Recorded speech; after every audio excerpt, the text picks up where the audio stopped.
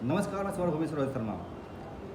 भारत की सरकार नरेंद्र मोदी, जिनका इतिहास आरएसएस से जुड़ता है और आरएसएस का इतिहास देश की गद्दारी और विभीषण के रूप में देखा जाता है। मनुस्मृति इनका मूल संविधान है और संविधान के लिए लगातार ये प्रयासरत है। बहरहाल, जब से केंद्र में मोदी की सरकार आई है, लगातार एक के बाद एक कदम उठाए जा रहे हैं जिसमें लोगों के अधिकार न्यूनतम से न्यूनतम किए जा रहे हैं। नोटबंदी से शुरू हुआ यह सफ़र अब वोटबंदी तक आ पहुंचा है। अमित शाह ने बार बार पार्लियामेंट में बोला है कि वो जो हैं घुसपैठिया को भगाएंगे देश से, अर्थात एनआरसी लागू करेंगे। एनआरसी का मतलब हो गया कि देश में वैसे लोग ही रहेंगे जो कि यहाँ के मूल निवासी हैं। तो मूल निवासी होते हैं आदिवासी। बहरहाल, आदिवासी के बारे में तो कोई कहना ही नहीं, क्योंकि उनके पास पेपर ही नहीं है। जो व्यक्ति नरेंद्र मोदी अपना डिग्री दिखाने से परहेज करते हैं, जब कोई डिग्री की दिखाने की बात करता है तो उनके ऊपर कार्रवाई करते हैं, उनको पुलिस जेल भेजती है, कोर्ट आदेश देता है कि इनका डिग्री नहीं दिखाया जा सकता। अब वो नरेंद्र मोदी देश के लोगों का कागज़ देखना चाह रहे हैं। ऐसी स्थिति में भारत का ये बिहार राज्य एक प्रयोग स्थली बन चुका है, जहां पर कि एनआरसी लागू किया जा रहा है। लोग बताते हैं कि जिस तरीके से चुनाव आयोग के माध्यम से वोटबंदी का एक नया तर्ज लागू किया गया है, तजुर्बा लागू किया गया है, इससे बिहार के करोड़ों लोग मतदान के अधिकार से वंचित रह जाएंगे। मतदान का अधिकार काफ़ी संघर्ष के बाद लोगों को मिला है। फिर भी स्थिति बहुत ही दयनीय है, क्योंकि लोग वोट देने के लिए तैयार नहीं होते हैं। उसमें कई समस्याएं होती है। बावजूद इसके वोट देने का अधिकार पूरे देश के लोगों का है, पूरे नागरिक समाज का है। अब ये वोट देने के अधिकार पर भी अंकुश लगाया जा रहा है। मेरे साथ हैं बी प्रसाद, प्रेसिडेंट बैंक एम्प्लॉय फेडरेशन के। इन्होंने इसके साथ ही ये एक लॉयर भी हैं, जो कि इनसे हम जानेंगे कि यह जो वोटबंदी का नया प्रोसीजर लागू किया गया है, जो 25 तारीख से शुरू हो चुका है। 24 तारीख को चुनाव आयोग फैसला लेती है, 25 तारीख से लागू हो जाता है, और चुनाव आयोग का खुद का फॉर्म जो ऑनलाइन सबमिट करना है वो भी अभी तक स्टार्ट नहीं हुआ है। ऐसे में मात्र 26 जुलाई तक ही समय दिया गया है, अर्थात 1 महीने से भी कम वक्त है लोगों को अपना मतदान सुनिश्चित करवाने में, मतदान पत्र सूचित करवाने में। अर्थात करोड़ों लोग मतदान से वंचित होंगे। क्या होंगे, हम बात करते हैं इनसे। आपका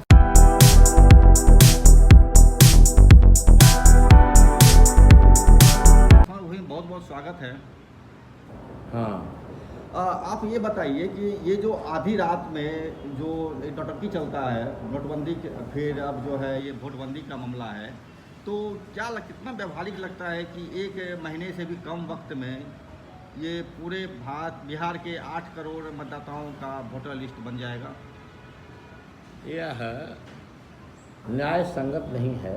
मैं बताता हूँ आपको कि जब देश आज़ाद हुआ 1947 में और हमारे देश में संविधान आया, कॉन्स्टिट्यूएंट असेंबली ने 26 नवंबर 1949 को भारत के संविधान को अंगीकृत किया, और उसके बाद से 26 जनवरी 1950 से यह संविधान लागू हो गया।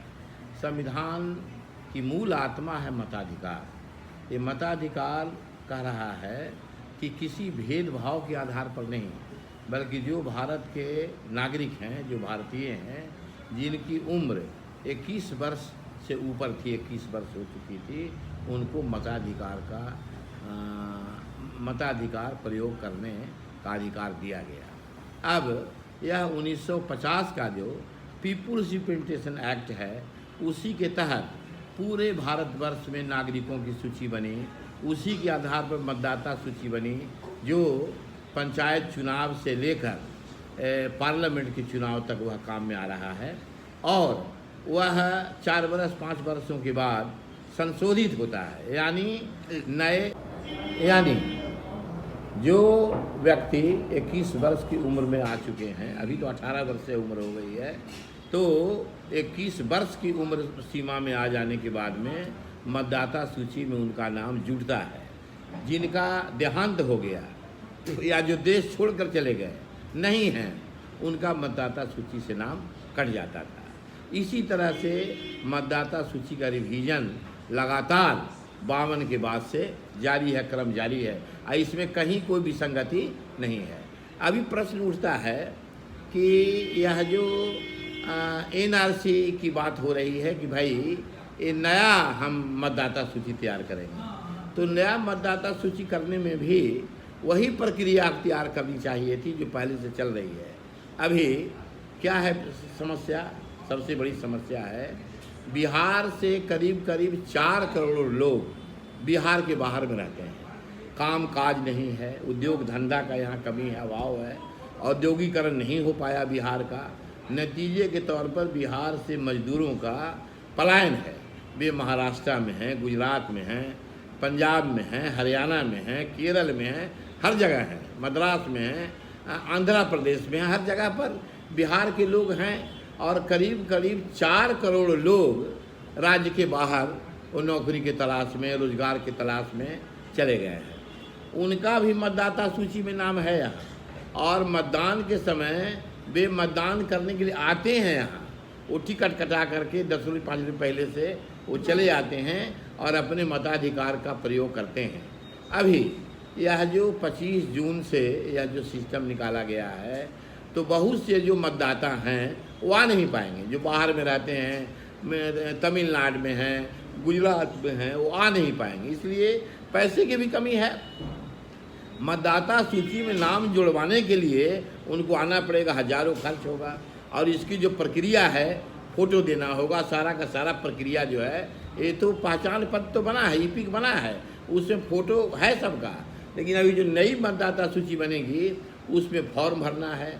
हमारे देश की करीब करीब अभी भी 15 से 20% आबादी है जो फॉर्म भरना नहीं जानती है। वो फॉर्म नहीं भर पाएंगे, फ़ोटो नहीं लगा पाएंगे। इसका मतलब होगा कि उन्हें मताधिकार से वंचित कर दिया जाएगा और मतदान में वो भाग नहीं ले पाएंगे। तो ये जो बहुत सारे गरीब तबका के लोग हैं जो गुजरात में हैं, महाराष्ट्र में हैं, वो बाहर में काम करते हैं, वो आ भी नहीं पाएंगे और उनका मतदाता सूची से नाम हट जाएगा। जो अभी एग्जिस्टिंग वोटर लिस्ट है उससे नाम उनका हट जाएगा, यानी मताधिकार से वंचित हो जाएंगे। यह एक सुनियोजित साजिश के तहत इस तरह की कार्रवाई की जा रही है, और इसका मूल उद्देश्य जो निचला तबका है उसको मताधिकार से अलग रखना है। एक सवाल रहेगा, इसमें कहा गया है कि आपको जन्म प्रमाण पत्र या प्लेस ऑफ बर्थ, अक्सर लोगों का प्लेस ऑफ बर्थ ननिहाल होता है, क्योंकि माताएं जब ये होती हैं तो वो अपने मैके चली जाती हैं, तो वहाँ पर होता है। तो ये प्लेस ऑफ बर्थ और डेट ऑफ बर्थ बनना कितना मुश्किल है आज के दौर में भी, और 87 के पहले के लोगों का मतदान चाहिए, अगर जन्म प्रमाण पत्र चाहिए अगर, वो तो और मुश्किल है। तो ये कैसे क्या करना पड़ेगा इसमें, और समय मात्र 25 दिन का है। यह जो जन्म तिथि का प्रमाण पत्र, यह जो रेजिडेंशियल प्रमाण पत्र या और भी जो प्रमाण पत्र है, ये अंचल कार्यालय से निकालने में, प्रखंड कार्यालय से निकालने में काफ़ी मुसीबतों का सामना करना पड़ता है, और इतना आसान नहीं है। 1-1, 2-2, 3-3 महीना लग जाता है, और काफ़ी खर्च भी होते हैं। आना जाना, बार बार जाने आने में ही हिम्मत टूट जाती है कई लोगों की। यह बिल्कुल संभव नहीं है, और इसमें जो दिया गया है कि ये जन्म प्रमाण पत्र लाइए, ये लाइए, वो लाइए, यह संभव नहीं है। और इसका मूल उद्देश्य है बड़े पैमाने पर लोगों को मताधिकार से वंचित करना। जिन लोगों का मताधिकार से नाम कट जाएगा, मताधिकार से वंचित हो जाएंगे, उनके लिए फर्दर मतलब क्या स्थिति समाज में उनकी रहेगी? मताधिकार से वंचित हो जाने के बाद ये ऐसा कर सकते हैं कि गैस नहीं मिलेगा, राशन कार्ड नहीं मिलेगा, और भी जो सुविधाएं वो नहीं मिलेगी, और हो सकता है कि तभी डिक्लेयर करें कि देश के वासी नहीं हैं, कहाँ हैं, क्या हैं, इनका कोई प्रमाण पत्र नहीं है। इसीलिए काफ़ी मुसीबतों का सामना उनको करना पड़ेगा। एक चीज़ आई हमको कि अगर इस तरह से जिस तरह से चला जा रहा चीज़ है, नोटबंदी से वोटबंदी तक का सफ़र किए हैं तय ये मोदी सरकार, तो इनका खुद का इतिहास गद्दारी का इतिहास रहा है। आरएसएस ने भारत में भगत सिंह को फांसी लटकाने में महत्वपूर्ण भूमिका निभाया है, चंद्रशेखर आज़ाद को भी लटकाने फांसी की भूमिका निभाया है, मैंने हत्या करने में महत्वपूर्ण भूमिका निभाया है। तो ऐसे में आप मुझे ये बताइए कि अभी जो पूरी सिचुएशन चल रहा है, तो जो कोई लोग, जो गरीब लोग ही लड़े हैं आज़ादी के आंदोलन में भी, क्रांतिकारी मूवमेंट में भी वही लोग रहे हैं, तो अब क्या लग रहा है कि ऐसे लोग जो कि क्रांतिकारी आंदोलन में शामिल रहे हैं, जिनके पूर्वज या पुरखा, ये गद्दार जो इनका इतिहास रहा है, नाथूराम गोडसे ने गांधी जी को भी हत्या कर दिया था, तो अब क्या लग रहा है कि क्या क्या लगता है इसका? यह जो आरएसएस है, ये देश की आज़ादी की लड़ाई में उनकी कहीं कोई भूमिका नहीं है। पढ़ जाइए, 1925 में इनका स्थापना हुआ है और कभी भी कहीं भी आज़ादी की लड़ाई में ये नहीं थे। लेकिन जो आज़ादी की लड़ाई में थे वो आज भी वो इसी के साथ हैं।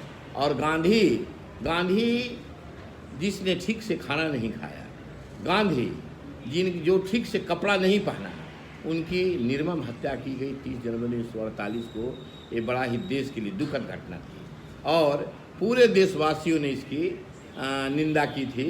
ये राष्ट्रपिता की हत्या के बाद पूरा देश में सन्नाटा छा गया था कि क्या हो गया, किस तरह से निर्मम हत्या की गई, इस तरह से ये जो है सो कार्रवाई की गई। तो अभी ये आरएसएस के लोग भी एक्टिव हैं बहुत।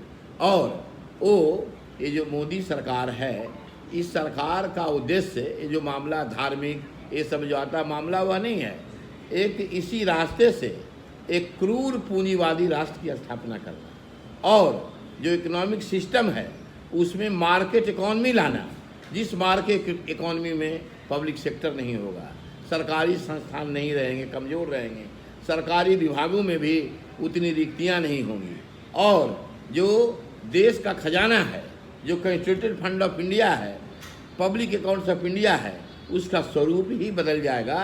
और नेशनल इनकम पॉलिसी में ये बदलाव ला रहे हैं। ये नई आर्थिक, जो इनकी आर्थिक नीति है उसके द्वारा नेशनल इकोनॉमिक पॉलिसी में चेंज ला रहे हैं। और जब आर्थिक नीति बदल जाएगी, ये इनकम पॉलिसी जब बदल जाएगी तो व्यय की पॉलिसी भी बदल जाएगी, तो लोगों को रोज़गार से वंचित किया जाएगा बड़े पैमाने पर। अब इनका जो है कि अपना अपना काम लोग करें, उतना काम कहाँ है। और देशवासियों में इतनी विभिन्नता है, इतनी असमानता है, आर्थिक असमानता है कि उसका शायद अंदाज देखने से नहीं किया जा सकता है। काफ़ी आर्थिक समानता है, अशिक्षा है और यहाँ के लोग 25% से ज़्यादा लोग वो करीब साक्षर हो सकते हैं, लेकिन उनको ज्ञान नहीं है। अशिक्षित के ही तरफ लोग हैं और चीज़ों को समझ नहीं पाते हैं। इसका नाजायज़ फ़ायदा यह रूलिंग पार्टी उठा रही है। अब जो मौजूदा स्थिति है जिसमें कि आपको देख पा रहे हैं कि कोई बात नहीं, जो देख पा रहे हैं कि अब जो पार्टियां हैं, या कांग्रेस हो, आरजेडी हो, इनके जो मतदाता हैं वो लगभग बैकवर्ड क्लास के होते हैं, गरीब होते हैं, पिछड़े होते हैं। तो अगर इनको मतदान से वंचित कर दिया जाता है तो इन पार्टियों का, जैसे इंडिया गठबंधन का, क्या भविष्य दिखता है आपको? बात ऐसी है कि ये कहना आपका सही है कि ये जो पिछड़ा वर्ग का समुदाय है, लेकिन पलायन और बाहर जाने में उच्च वर्ग के लोगों का भी एक अच्छा सेक्शन बाहर में है। जैसे मैं देखता हूँ ब्राह्मणों में भी बहुत गरीबी है, वो मिथिला से, दरभंगा से बहुत लोग बाहर जा कर के बसे हुए हैं और भी गरीब तबका के लोग हैं। लेकिन ख़ास तौर से जो महागठबंधन है, जिसके समर्थक ज़्यादा गरीब हैं, वो पलायन की स्थिति में है, बाहर हैं, उनके ऊपर इसका असर पड़ेगा। और इसी को असरदार करने के लिए इस सरकार ने इस तरह का वो नया मतदान का की योजना बनाई है, जिससे कि बड़े से बड़े पैमाने पर लोग मतदाता मतदान केंद्रों पर मतदान के समय में टर्न अप नहीं कर पाएँ और कुछ सेलेक्टेड लोगों का ही मतदान हो करके सरकार बन जाए। एक चीज़ बताइएगा, राहुल गांधी ने जिस तरह से एक लेख लिखा था, उस लेख में उन्होंने बताया था कि चुनाव आयोग किस तरह से भाजपा के गोद में खेल रही है। 5 पॉइंट उन्होंने बताया था, फर्जी मतदान करवाना, फर्जी वोटर का व्यवस्था करना। तो ऐसे में क्या लगता है कि मतलब अपनी इज्जत बचाने के लिए चुनाव आयोग ने आनन फानन में ये डिसीजन लागू किया है? चूँकि मतदाता बड़े पैमाने पर इस सरकार के खिलाफ है मतदाता बड़े पैमाने पर इनकी आर्थिक नीतियों के खिलाफ है। इस सरकार के आने के बाद हमने देखा है इनकी जो नई शिक्षा नीति है, ये 4 बरस का ग्रेजुएशन कर देना और इसमें स्टार्टअप की पढ़ाई कर देना, और जो पुरानी शिक्षा नीति थी उसको बिल्कुल ख़त्म कर दिया गया। पुराने जो पाठ्यक्रम थे जिसमें अच्छी अच्छी रचनाएं पाठ्यक्रम में समाहित किया गया था, जैसे तुलसी का भी कुछ चैप्टर था, तुलसीदास का रामायण का, महाभारत का और ऐतिहासिक, उस सबको ख़त्म कर दिया गया है। जाहिर है कि कविता से भी अच्छी अच्छी कविताओं को माखनलाल चतुर्वेदी, सूर्यकांत त्रिपाठी निराला, जयशंकर प्रसाद, इनकी रचनाओं को भी पाठ्यक्रम से अलग कर दिया गया है। और इनके अलग कर देने से समाज की रूपरेखा ही बदल रही है। ये पाठ्यक्रम से होता है। अगर अच्छी पढ़ाई करेंगे, अगर सामाजिक शिक्षा देंगे तो उनका असर मानस पटल पर अलग पड़ता है। इसको भी इसने कमज़ोर करने की दिशा में कार्रवाई की है। और शिक्षा नीति, ये शिक्षा नीति तो बिना डिस्कशन का पार्लियामेंट में डिस्कशन भी नहीं हुआ, आम लोगों में डिस्कशन होना चाहिए था, सेमिनार होना चाहिए था, कोई भी इतना बड़ा, लेकिन सरकार ने कुछ ऐसा नहीं किया। अचानक पार्लियामेंट से शिक्षा नीति पास करके और विश्वविद्यालयों में इसको लागू कर दिया गया। तो इससे भी काफ़ी नुकसान होगा लोगों को। स्वास्थ्य का जो मामला है, एक कोई भी देश जीडीपी के बढ़ जाने से खुशहाल नहीं हो सकता है। ये देखना पड़ेगा कि उस देश में शिक्षा का क्या आलम है, स्वास्थ्य का क्या आलम है। स्वास्थ्य का जहाँ तक आलम है, अगर किसी गरीब आदमी को कैंसर हो जाए या और हार्ट की बीमारी हो जाए, किडनी की बीमारी हो जाए, मरने के सिवा उसका कोई दूसरा चारा नहीं है। उस तरह की व्यवस्था नहीं है। अखबारों में बातें आती हैं, ये व्यवस्था है, वो व्यवस्था है, लेकिन धरातल पर जाकर जब देखिएगा अस्पतालों में तो स्थिति बड़ी ही दयनीय है। तो शिक्षा, स्वास्थ्य, रोजगार, पूरे देश में जब यह सरकार आई थी पहले, करीब करीब हमारे देश में 4.5 करोड़ सरकारी कार्यालयों में काम करते थे, चाहे वह गवर्नमेंट सेक्टर हो, पब्लिक सेक्टर हो। पब्लिक सेक्टर को कमज़ोर कर दिया गया। वहाँ ये BSNL हमारे देश का एक बहुत बड़ा संगठन था। BSNL से ही जितने भी प्राइवेट सेक्टर की कंपनियां हैं, ये वोडाफोन, रिलायंस, एयरटेल, वो सब ले रहा है अभी से इनका जो यूज करके। अगर ये नहीं रहे तो इनकी बढ़ोतरी नहीं होगी। तो एक आज BSNL की ज़मीन बेची जा रही है, उसके मकान बेचे जा रहे हैं, और इस तरह से यह जो भारत माता की इतनी बड़ी संपत्ति थी उसको लगातार बेचने की कोशिशें जारी है। पब्लिक सेक्टर को डिसमेंटल करने की कोशिश जारी है। और यह रोजगार, पब्लिक सेक्टर ने भारतवर्ष में करीब करीब 2 करोड़ लोगों को रोजगार दिया। 2 करोड़ उसके डिसमेंटल हो जाने से, और वहाँ एक पे स्केल है, एनुअल इंक्रीमेंट है, डियरनेस अलाउंस मिलता है, प्राइस राइज होने से DA मिलता है, लेकिन प्राइवेट सेक्टर में इस तरह की कोई बात नहीं है। तो सरकार ये प्राइवेटाइजेशन की दिशा में, यानी पूंजीवादी, क्रूर पूंजीवादी रास्ते से जा रही है, और यही इनका अंतिम लक्ष्य है। कल तेजस्वी यादव ने यहाँ पर एक रैली हुआ था, उसको संबोधित करते हुए वो बोल रहे थे कि किसी के बाप का हिंदुस्तान नहीं है। लेकिन अब ये कहने में किसी को हिचक नहीं होगा, अंबानी के बेटा को, अडानी के बेटा को, हाँ ये मेरे बाप का हिंदुस्तान है। तो ये एक बदलाव आया है। खैर, मेरा एक सवाल रहेगा कि वर्तमान स्थिति जो आप देख पा रहे हैं, चुनाव में वोटर का जो वोटिंग राइट छीन लिया गया है, मान लीजिए छीन लिया गया, क्योंकि अब 4 करोड़ लोग बाहर से हैं तो वो आएंगे नहीं, और उनका जो पेपर ऊपर मांग रहा है जन्म प्रमाण पत्र का, उसको मिलेगा नहीं। तो वो है। अब आप जो है ये जो पार्टियां हैं भाजपा से इतर, महागठबंधन, इंडिया गठबंधन के तहत, इनका भविष्य क्या दिखता है आपको? इनका भविष्य ठीक ही भविष्य है, ऐसा नहीं कोई इनका भविष्य ये कर देने से होगा। इनकी कोशिशें हैं कि इनके जो समर्थक हैं मतदान में हिस्सा नहीं लें, लेकिन भारत एक बहुत बड़ा देश है, और यह भारत किसी व्यक्ति का भारत नहीं है, यह भारत भारतवासियों का भारत है। और भारतवासी भी समझ रहे हैं कि यह सरकार की दिशा क्या है और दशा क्या है, इसको भी समझ रहे हैं। और समझ करके हमें याद है 1977 में जब चुनाव हुआ था तो आपातकाल स्थिति के खिलाफ काफ़ी रोष था लोगों में, और इस तरह से लोगों ने मतदान किया कि वो आपका मतदान केंद्रों पर पोलिंग एजेंट नहीं थे, वो कैंडिडेट ने पोस्टर नहीं छपवाया था और वह जीत गया। ये श्याम सुंदर गुप्ता कलकत्ता के मेयर थे और बाढ़ से आकर के 3-4 वोट से वहाँ से मतदान जीत गए। तो इसी तरह की स्थिति कायम हो गई यहाँ। ऐसा नहीं है, भारत एक बहुत बड़ा देश है और यहाँ के लोग समझते हैं बातों को। एक समय आ जाएगा जब इस तरह की सरकारों को खाड़ फेंकने में बहुत देर नहीं लगेगी। वोटिंग राइट रहेगा तब तो वो वोट डालेंगे। ये वोटिंग राइट तो अभी तो इसके लिए तो जन आंदोलन करना पड़ेगा। वोटिंग राइट कैसे कोई हमारा छीन सकता है? इसके लिए जन आंदोलन करना पड़ेगा पूरे देश के पैमाने पर। एक मेरा सवाल रहेगा, ये 1967 में 1967 में CPM के एक जिला सचिव थे चारू मजुमदार, उन्होंने CPM के नहीं थे, CPM के थे, वो बाद में चले गए थे, दार्जिलिंग जिला के थे वो। हाँ, तो उन्होंने माले बनाए CPIML बनाए थे बाद में, लेकिन पहले वो CPM के ही थे। हाँ हाँ। तो उन्होंने एक स्लोगन दिया था, चुनाव का बहिष्कार करो। तो क्या आज के तारीख में, अच्छा एक ये स्थिति ये है, दूसरी चीज़ है जब ऐसे स्थिति बगल के देश बांग्लादेश में हुआ था जहाँ पर कि सरकार इस तरह से काम कर रही थी, वहाँ की विपक्षी पार्टियों ने चुनाव का बहिष्कार किया था। तो क्या लगता है आज की तारीख में चुनाव बहिष्कार का नारा एक प्रधान नारा बन सकता है?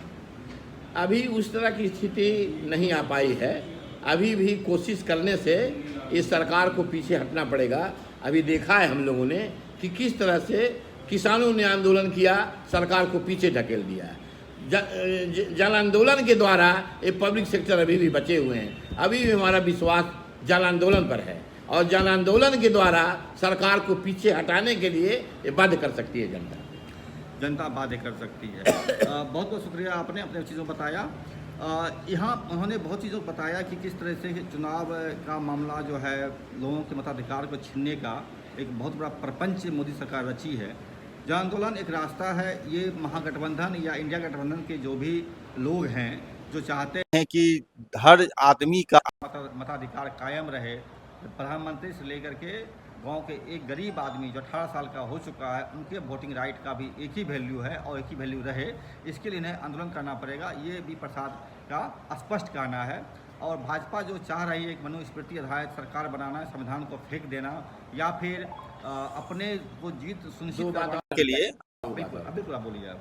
अभी देखिए RSS के एक हैं होसा बले साहब, उन्होंने क्या लाया है पूरे देश में कि संविधान की जो प्रस्तावना है, जो प्रियम्बुल है, उससे सेकुलर और सोशलिज्म, सेकुलरिज्म सोशलिज्म दोनों को ओमिट कर देना चाहिए। इस पर लोग चर्चा कर रहे हैं।